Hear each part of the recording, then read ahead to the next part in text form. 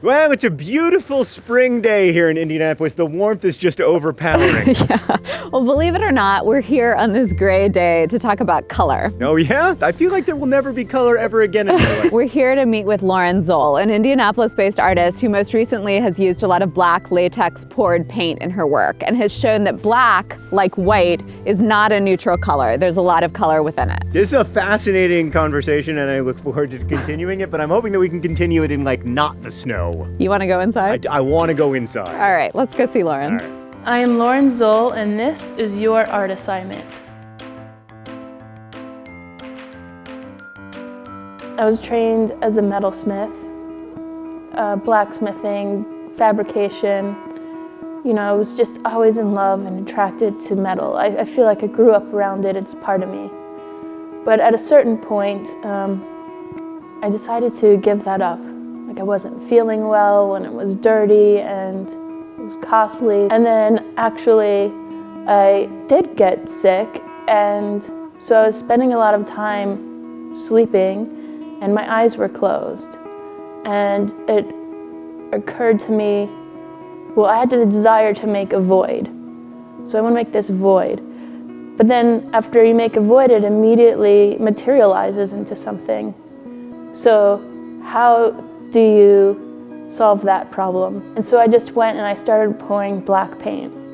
I was like, I've had it. I don't know. I'm just gonna pour this. I knew that the painting had an ability that was something other than being a painting. It was talking to me and it was saying, I can see too. The viewers are always staring at paintings, but I want the painting to stare back. And that was the beginning of this process.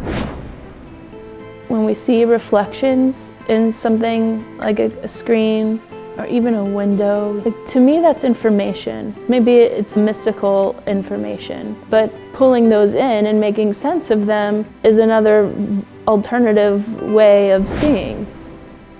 Your assignment is to demonstrate that a flat, black, static screen has the potential to show a dynamic visual world. So step 1 is turn off a screen. Step 2 is take a photo of only the screen. Step 3 is while you're taking that photo, think of color, pattern, and form to help demonstrate this multidimensional world that's around this screen. Oh, and this is not figurative work, so leave yourself and others out of it.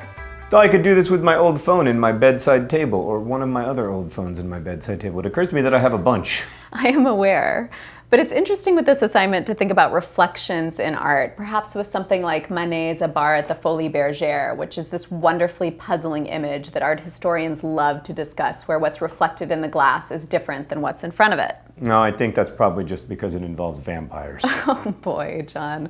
This is a really high level of discourse today. I know, thank you, I'm bringing my A game.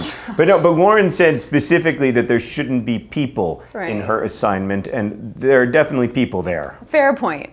What about Anish Kapoor's Cloudgate in Chicago? Oh, the bean? Yeah, the bean. I love the bean. I love how you see the city reflected in this funhouse mirror, but you also see yourself, so you see yourself seeing the city. It's super cool. Yeah, it is great. But I think I have a better idea of what it relates to.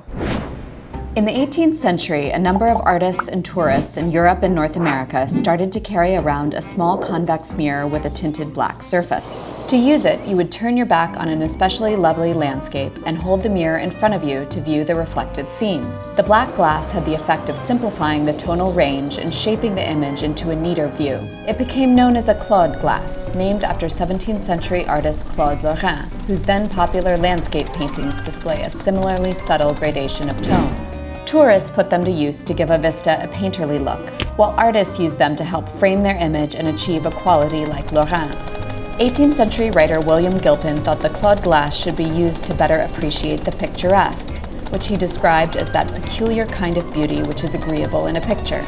Looking through either a Claude glass, the surface of one of Lauren Zoll's paintings, or the off-screen of your phone, all frame and shape the world around you in a specific and sometimes revelatory way.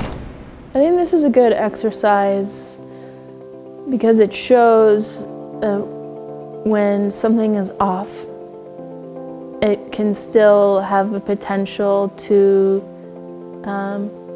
be productive, to see something different, whether it's things being off around you and how that makes you feel, or when you're kind of in the state of you're just off today, like that other ideas might come to you, you know, other thoughts or feelings kind of creep up to you, and those are important moments to have. That's how the assignment came to me. Like I was just in off mode and sitting on the couch, and it hit me like that. So I wanted to express how important being off was, and then I think that's when I said, okay, turn off your phone, turn off your television, and take a photo of that off screen. You know, kind of find the space that the screen is showing you and start moving things in. Like it could be a pile of books, you know, it could be colored paper, and if you can use natural light within that setup, you know, that also really helps. I will never forget my instructor telling me about variation. And what that means is to, you know, not have the same size of anything, but have varying sizes or varying patterns.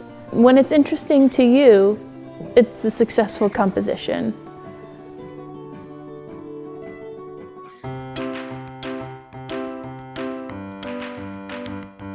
Find the first reflection that you see on your way out and smile at it.